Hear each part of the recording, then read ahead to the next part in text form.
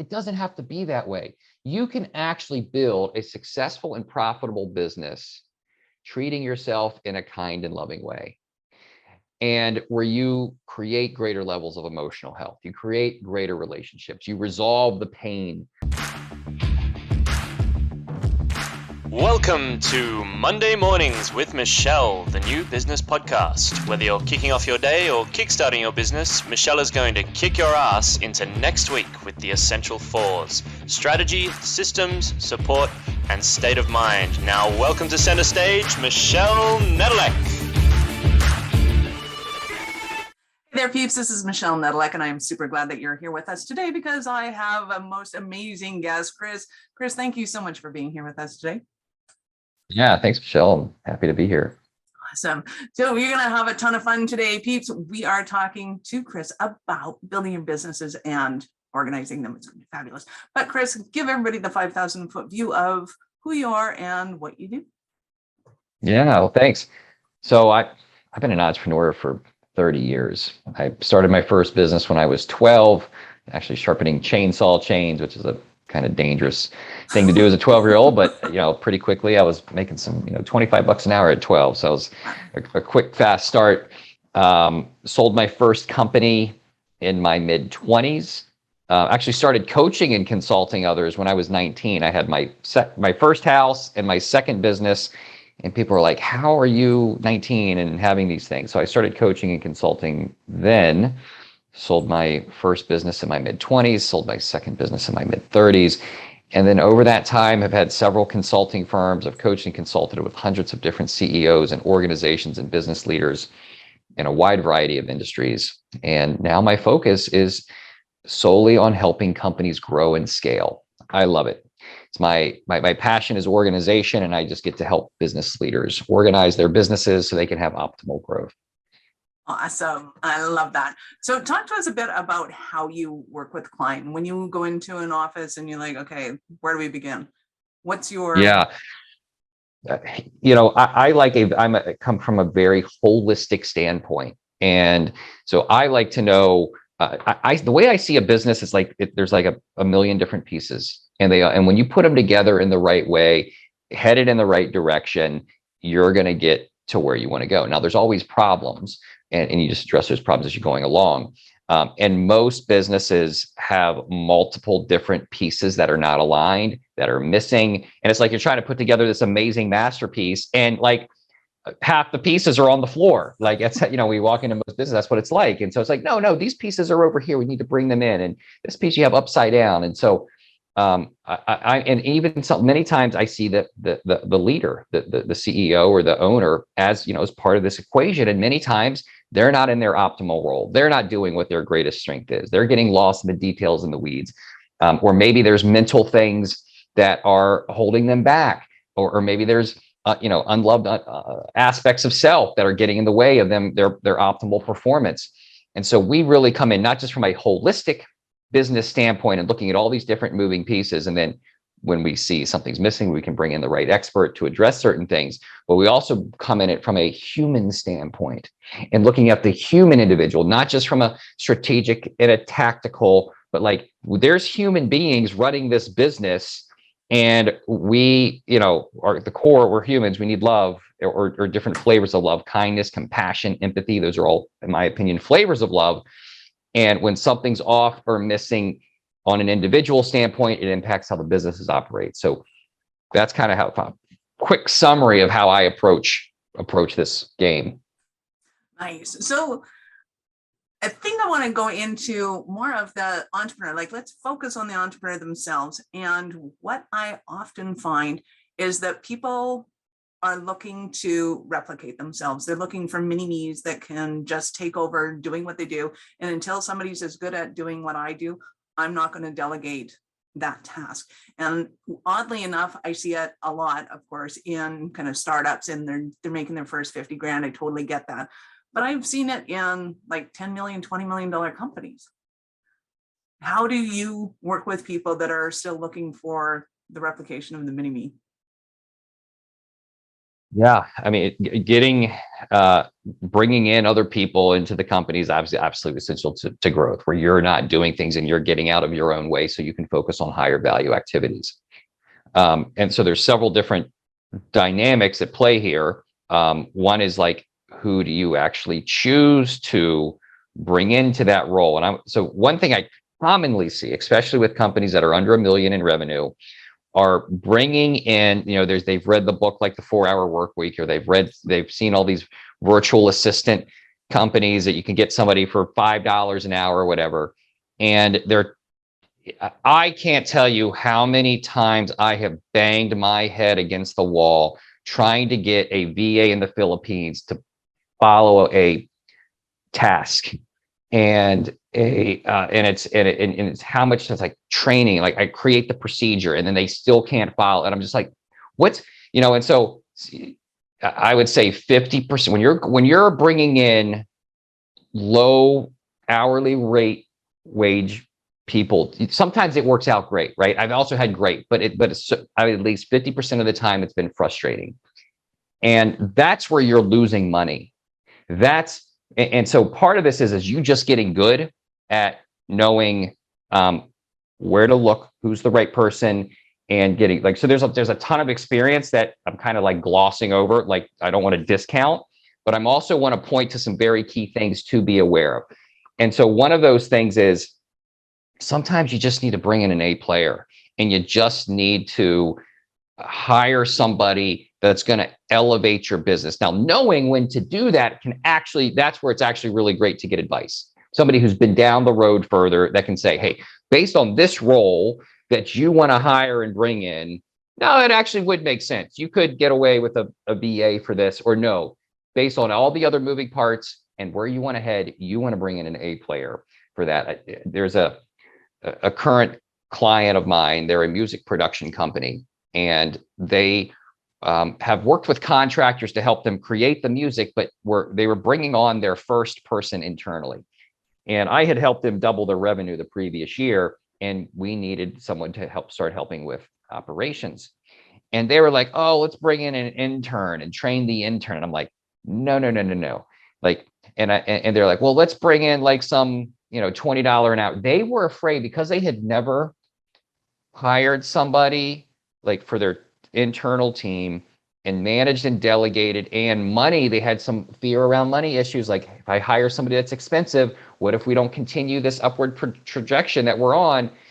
They had fear that it would not work out. And I could see the trends, and I was like, no, we want to bring on an A player. We want to bring on somebody that's like $60,000, $70,000 a year that can just completely elevate your business. And it felt like a fight for like 4 months, just being like, you need.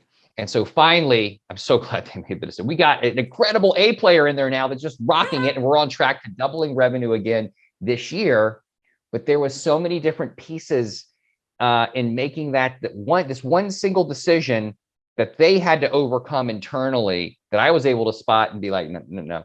So there's a lot of different directions we could go in just this conversation, but I think there's a couple good points in there that hopefully it's useful for those listening. Oh, absolutely. Let's take it anywhere you want to, because I'm thinking a lot of people don't know how to bring in an A player. So one, I always advise bring in somebody like you that can look at their overall game and go, okay, who are we missing in this realm, and who's not up to snuff and who's not playing it right. And then they can make an intelligent decision about who that game player is. Like, do you want a high rolling business manager that's taking care of everything awesomely, or do you want an awesome salesperson that can knock it out of the park? And how do you kind of juggle those balls or roll them around and figure out which one comes first? I would say to figure out what's the best role to bring in. Let's say it's just you're a solo entrepreneur, you're looking to bring in your first person in. That's really a coach can be helpful. Just have a coach and just have them look at all the different moving pieces of your business, what your greatest strengths are, what you love to do. And then, and what's your budget? Like, how much money do you have coming in? What's the opportunity? There's so many different factors in making that one decision. Just get somebody, run it by them, get their advice on who they think. So that's how I would approach approach that. And then once you, so here's the other thing. You don't want to bring in somebody that's the same as you. And so I'm going to give you this concept that comes from a book called Rocket Fuel. And in this book, it talks about this concept of visionary and integrator, which, by the way, for those of you who are just getting started in business and you want to be successful, you've been an entrepreneur for a few years or less, E-Myth, these are my two top recommended books to read. The E-Myth by Michael Gerber and Rocket Fuel. The owner, the name who wrote that's not coming to me. But in Rocket Fuel, it talks about this concept of visionary and integrator. And for any great company that was built, successful company, it had these two key roles. So one, the visionary, might sound pretty self-explanatory. It's the person who has the vision. Sometimes this person is the one who's great at sales, great at building the relationships. They have the path of where they're headed, right? Most companies that start have a visionary. But what most businesses don't have and are lacking, or they don't know they're lacking, or they try to, is the integrator. The integrator is the one who operationalizes and makes your vision happen. Integrators are so essential. They're so important. This one company I'm currently working with, they're $2 million hair salon, and they have been in business for 20 years, hovering around 1 to 2 million, up and down, basically stagnant or up and, unstable growth. They didn't realize, the owner didn't realize, amazing woman, so much potential, has built an incredible brand. And she just didn't realize that she needed an integrator. And it's been holding her back for 20 years. If you're listening to this and you feel like, I have a great vision, I know where I want to head, why are all the pieces not coming together? Why is it so frustrating? I hate getting in the details, right? You might need an integrator. And then you're like, well, how much does that? Just read the book first. Get clear on what these concepts are, and then look for a coach that can help you make that decision about whether it's time. Because sometimes it's not, right? It's a big step, but at least you know, right? So having an integrator that can operationalize your vision, those two key roles, vision and integrator, so important. I got some tech support over here, closing my blinds for me.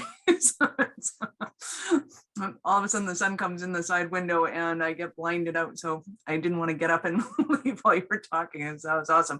And that's what you're talking about there is what I'm talking about as a mini me. It's like, I have this skill set and I just want to hire somebody exactly like me who's going to take over everything that I don't want to do. And it's like, that doesn't work. You can't do that.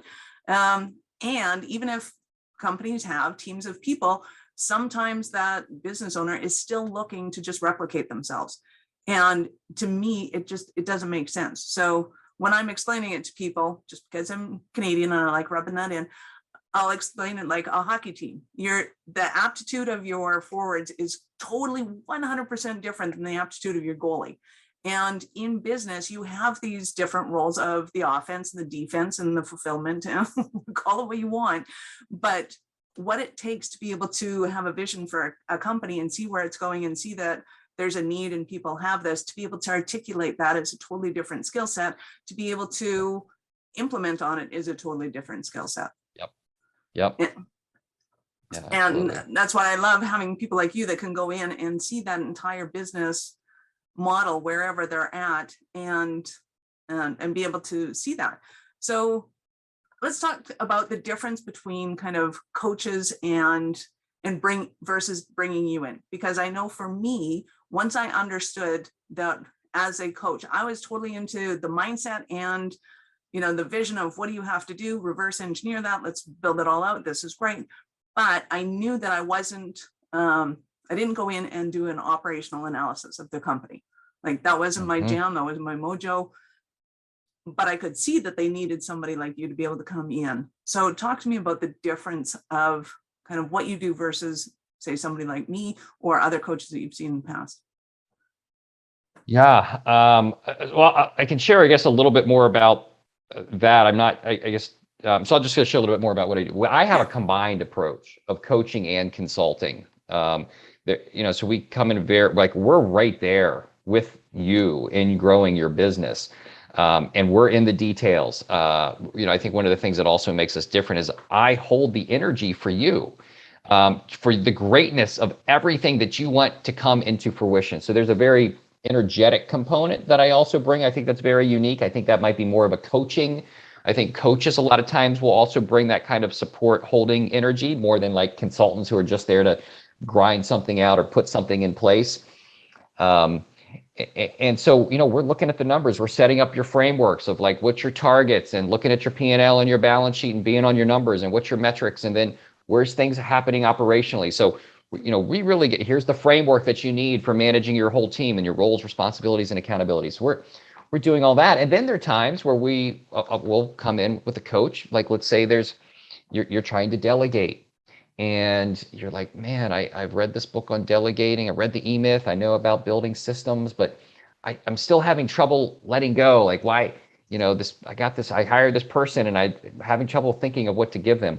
A lot of times when there's things like that in business where you know what to do and you don't seem to have access to actually doing the action, many times it's from parts of ourselves that are unloved and unembraced. And so this is where I come in as a coach, and we use the tool of LQ, love quotient, and we love different aspects of yourself. I guide you to use this tool to love different aspects of yourself. And when you do that, you actually are like, oh wow, now I feel access to actually doing the action. And so, for example, with delegation, a lot of times delegation comes from a fear of making a mistake. And then that's covered up by perfectionism. And when there's perfectionism, there can be resistance to actually letting go and having somebody else do it because you're like, it has to be perfect. I don't want them to mess it up because there's a fear of making a mistake. And typically, what's under a fear of making a mistake, there's two things. One, there's a fear of actually fearing fear, like you're afraid to feel fear. And it could also be that there's a fear of not feeling good enough. And so with LQ, we come in and love the one who doesn't feel good enough. We love the one who's feeling fear. And by loving that part of ourselves, refuse more. Then we actually feel safe enough to feel fear, the fear of making a mistake. We start feeling better about who we are. And when those things happen, it's like, oh wow, now like I can now delegate. It's just so weird. Something changed. And so that's how we can also operate as a coach. And one of the tools we use that's very powerful. And by the way, if you're familiar with EQ, emotional intelligence, it's great. You want to have, business leader, you want to have a good emotional intelligence and there's a lot of great stuff out there. But one of the things where EQ falls short, you can understand your emotions, you can communicate about your emotions, but if you're not able to be with your emotions, right? So EQ can bring to your awareness the emotions that you're actually not actually comfortable being with and fully feeling. And that's really where one of the gaps that LQ can close. It's because when you really love the one, that your inner self, love the one who is afraid, love the one who's sad, love the one who's feeling lonely, love the one who's scared, love the one who's afraid of running out of money. Then we begin to feel safe enough to feel these emotions. And when we feel safe enough to feel these emotions, we're no longer resisting being in their presence. We're no longer resisting feeling them because you're going to feel negative emotions as part of being a business. It's scary. It's uncertain, right? And if you're actually afraid of feeling these emotions, it's going to hold you back from actually taking the right actions of what you actually need to do. So this is one way how we use the tool of LQ and how we use love to actually help the people that we work with to make greater revenues and profit. So we use love to increase your bottom line. And I love that because I think so many times people think I just have to understand business. I just have to understand the numbers and then I'm going to be good in business. And nothing could be further from the truth that it becomes. To me, being an entrepreneur is the best personal development program that's out there because it draws on so many aspects of you that you just couldn't possibly fathom that you were going to have to face Somebody said it once that if I knew what being an entrepreneur was, I probably wouldn't have done it, but I'm really glad that I did. Right? Yeah, it's, I think those that are in that journey, you get it. Like for those who are really successful, you take on the entrepreneurial journey of just like, it's a lifelong journey, constant growth, constant learning, both as an individual and from inner growth, personal growth, and then also from professional, and constantly learning new different business strategies and tactics, and expanding your knowledge there. And if you haven't fully taken that on, it's going to limit you, right? If you're still sitting on the fence as an entrepreneur and questioning whether you should go back to a job, or not having fully realized that if you truly want to have success, you're going to want to have in the way that feels the best, where you're not grinding, where it's sustainable, where you're having emotional health as part of your equation to building a profitable business, then personal growth and really learning how to love yourself and treat yourself kindly is a key component. I think one of the things, I used to be so hard on myself. It's like it's not happening fast enough. You're not, you're not good enough.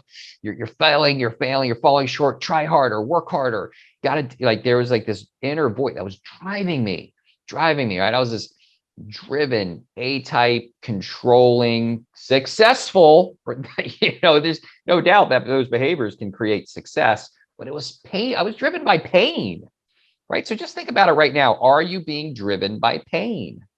Right? And most people are like, oh, no, I'm not driven by pain, but you don't even realize that you're in pain, right? Most people who build successful companies are actually created. There's some unmet, unloved aspect of self that's driving them to create. Now, there's books out there that talk about, oh yeah, discover your pain. Recent out there, don't remember who it was, but it was like, discover your pain and use that to drive you forward. And I was like, what? Like, okay, like it worked. I mean, it works, to a point. It's not healthy. It's not, and you don't have to do it that way. It doesn't have to be that way. You can actually build a successful and profitable business treating yourself in a kind and loving way, and where you create greater levels of emotional health, you create greater relationships, you resolve the pain that's driving you, and allow inspiration, allow your passion for the impact that you want to make, allow your desire to have a lot of money drive you. But when it's things of like, I don't feel good enough, I was, didn't get the attention, I was abandoned by my parents, like whatever it is, that could be that core thing. Like, we were poor, I hate being poor, I never want to be poor, like I'm never going to be in the situation I was growing up. That's pain. Those are pain versus, right? So let me just give an example from a monetary standpoint about what two different sides of pain can look like, specifically related to money, because this was me. Like, I hated not having enough money growing up, and I hated, we can't afford it. I hated hearing that. And I was like, I am never going to be in that. I'm always going to get what I want. There was pain, that was pain there. The pain of hating not having money, the pain of a fear of being poor, and the upset of not having what I want. That was like the first, 15 years of my entrepreneurial journey. So think about that in your life right now, as you're listening to this. Your desire for money, is it being driven by pain? Versus, I want a lot of money because of the access it gives to me, because the choices then I can make, because of how good I will feel when I build a successful and profitable company, because of how much money I'll get as a reflection of my own self-worth. What if you were to imagine that how much money you had in a bank was a reflection of your self-worth, right? Or maybe it was, I want to have a lot of money in the bank and I want to build a successful company as a reflection of how much impact I've made. So there's a different way, if you think about it, and then you can go back and you can heal the one who's afraid of being poor. You can heal the one who's didn't have enough, to shift you into this position where you can truly pursue having a ton of money, building a profitable company out of desire and out of feeling good versus unresolved pain. Absolutely. And I think you answered the question that I was going to ask you, which was, what about people who feel like if they're not driven by that pain of, I've got to be better, I've got to make it right, I've got to, that kind of thing. If they don't have that, then they're like, well, I'll just go and sit out on a beach somewhere and become a beach bum. Well, you'd have to look at that. I mean, I think one thing I honor is everybody's choices and their desires. And if you want to be a beach bum, like, and you can, like, hey man, it's funny. I was walking on the beach in LA this month, and I was walking down the beach and I saw this homeless guy laying on the beach. I was walking with one of my girlfriends, and I was like, that guy lives on the beach. He live. He's closer to he lives on the beach than I am, right? So, and he's, so people, I want to give people the freedom to choose what they want. Now, if there could be something that's in the way of somebody of having access and giving permission to, like, what do you desire? What do you really want to dream? Right. So sometimes people haven't been given permission or know how to actually define a vision or what they desire. And other times there's people that I've met that are like, they're not the visionaries. They're the integrators. And they're like, I don't have a big dream. I just want to support somebody that has a big dream. Hey, I need you. Michelle might need you. Like, there's a lot of people that need you, because visionaries need integrators. And there's sometimes people that are like, I don't want to be an entrepreneur. I'm not afraid. I just don't want to. And that's okay too, right? So I'm assuming you're on this as an entrepreneur, but I also just want to honor, like, if you are truly choosing something because that's what you want, that's awesome. But it's also helpful to know, is there pain or fear that's impacting that choice? And that can be really helpful, because even it's hard. I have a ton of coaches and mentors, and I have accountability partners that reflect back to me things, because we all need mirrors in different areas of our life, because it's hard to see our own stuff. And so it's helpful to have people that can spot these things for you and point them out, or you can ask questions to determine if, hey, am I making that decision rooted in pain? Then it's something to at least be aware of. I love that. And I think it's so important to get that advice from somebody not in your family or your kind of cultural background, if you will, because it's so easy for people to get stuck in this is the way it has to be. Can't tell you how many times I've worked with people and it's like, oh yeah, when I was little, we weren't allowed to do any sports or things like that. We just had to read. And all I really wanted to do was go out and play, soccer, football with my friends. I'm like, awesome. So are you playing football or soccer right now? Just to have it as an outlet to allow the inspiration that might come up from that. There's nothing wrong with getting exercise. And then I have other families that are like, oh, I grew up in an athletic family and I wasn't allowed to sit around and read books. I had to go out and, get stuff done. And it was all about doing it. I'm like, okay, if you two just changed occupations, you'd be perfectly happy. Get out of that own way. Yeah. And I think too, that people think that they get, if I let go of the way things are, if I let go of the tension, the tightness, the stress that I have right now, it has to be this other way that I see, which is failure or lack thereof or whatever it is. And kind of what's on the other side of letting go of that stress. A lot of people just can't even fathom. Question. Yeah, it's a great question. In all the times I've been faced with letting go, or another term for that is surrender. What will happen if I let go of this stress? Because this stress it feels like it's serving me to make this happen. And in certain situations, like in real fight or flight things, like, it's good, right? Like when somebody has a gun to you, or your kids are, kid falls in the river drowning, like that fear, that's a good fear. That's going to motivate you into, that's a good, right? That's a, so that's different. But when it's a situation like what most of us as entrepreneurs face, and you're like, this stress is driving me to get out of this situation. No. And so let's just say it's money. Let's just pick a particular situation. Let's say it's money. You are, you've been trying to grow this business. You've been investing into it, and the sales aren't happening the way that you want them to happen. And you're like, I have literally 2 days left before this other expense I know is coming out before I go. And so, yes, you need to take action, but that action doesn't have to be rooted in a fear. All right, so here's how I would approach that. So one of the fears, as I'm feeling into, that's been a situation I've been in, there is a fear of running out of money. And so this is the practice that I would do to myself. This is what I would do with a client. To the one who's afraid of running out of money, I love you. To the one who's afraid of running out of money, I love you. And then once I had done that enough, I was like, okay. Then the next words I would say is, it's okay to run out of money. Now, if you feel yourself tightening up, thinking of saying those words, that means there's a fear, it's not okay, there's so much fear. Now, when there's that much fear to facing a situation, then it's causing you that amount of stress. And when you have that amount of stress, you're actually not operating in the most conscious and grounded way.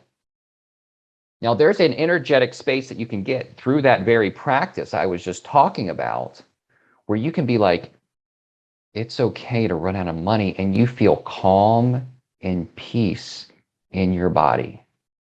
And that calm and peace will come from having sufficiently loved the part of self that's afraid of running out of money. Now, just because we get to this place of calm and peace about running out of money internally on a quantum or energetic level, that doesn't mean that we're now going to allow that to happen or be okay in physical reality that happens. We want to get there on an energetic, emotional level, because now that stress isn't there, which then allows us to take better actions, make better decisions, think more clearly. And it's also just a lot healthier, because now our cortisol levels aren't jacked up, and we're going to gain weight. There's all these kind of things physiologically that happens when you're in this constant state. So when you can actually love the one who's afraid of whatever you're feeling, get to a place where you're actually able to say, it's okay to the very thing that you're afraid of happening, it shifts how you actually interact with reality and creates a greater probability that you can create the result that you want, and that you will no longer repeat the patterns that are creating that very thing from happening. Nice. Well put. And I think people oftentimes don't understand those patterns that are happening, or they see them as inevitable. That's just the way it is. Everybody does this. When everybody runs out of money, they feel this way. And that's totally not true. It's not a fact, but we've ingrained it so much that we think it's a fact because we've seen it happen so often in our lives and with the people around us, that it plays out all the time. Therefore, it must be fact. Yes. Yeah. A lot of times, if there's patterns that keep playing out in your life, in your business, or in any aspect of life, many times it's because the universe, we're kind of get a little spiritual, you're going to keep repeating these until you've loved the one who's afraid of actually being okay, feeling okay in these situations. It's just so interesting. As I started really deeply doing this personal development work and this inner work and really loving and embracing these part of myself, and I was like, wow, I can actually, when I'm noticing that there's a pattern that just keeps playing out, like one I was just recently working on, which I felt a major shift around, was I was afraid of losing clients. And every time I thought there was a client that was not happy with me, or I wasn't going to keep, there'd be a little bit of tension that would get built up in my chest. Or when I was, in the sales process and I'd close it, like, yes, it's just happened this last week.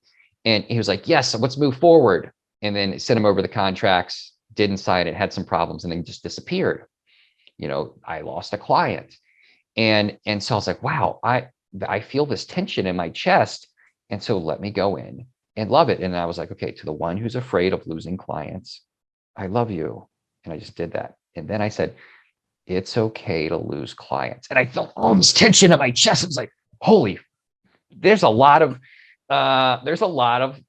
tension here. Like, I need some more love. And so I just spent the next couple days, a couple minutes, to the one who's afraid of losing clients, I love you. And then it was actually just yesterday that I got to the point and I was like, it's okay to lose clients. And I felt at peace.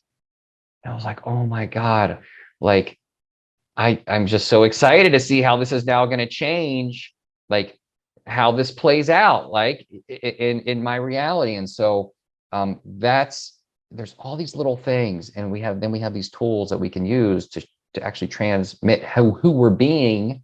We're really reprogramming our subconscious with love is what's actually happening, the core here. And then it changes how we interact with reality. Nice. I love that. So I know our listeners are going to want more from you. How do they start that journey with you? Yeah. So there's my website. It's wiseprofits.net.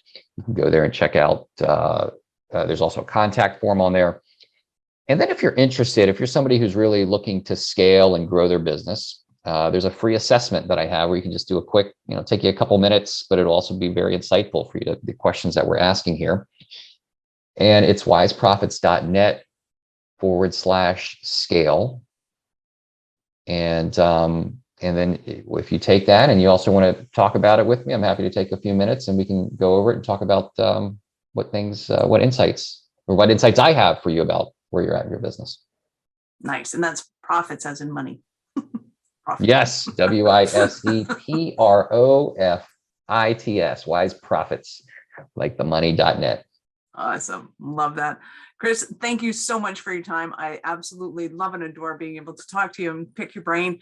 And think we're going to have to do it again sometime. Any last words for our peeps? I would say that you can have an incredibly successful business. Winning doesn't have to feel like a sacrifice. You can have an incredibly successful business and feel good along the way. But to do that, it's difficult and it requires inner work. So you can either choose to do it in a grinding, hard way that doesn't feel good, or you can choose to go into the fear, go into the very things that you're afraid of with the tool of LQ, love quotient, and actually build an incredible business and feel amazing in the process. Winning doesn't have to feel like a sacrifice. Awesome. On that note, peeps, this is Michelle Nedelec. Thank you for being with us here today. Be sure to subscribe to the show on your favorite podcast app so that we can help you scale your business. We love having you here. Thank you for listening to our show. I'm all about being a resource center for entrepreneurs to give them the information and the support that they need to make it in business. As such, the notes for this show can be found at our website at awarenessstrategies.com/blog. Be sure to subscribe, give us a rating. I like 5 stars personally, and share with your friends.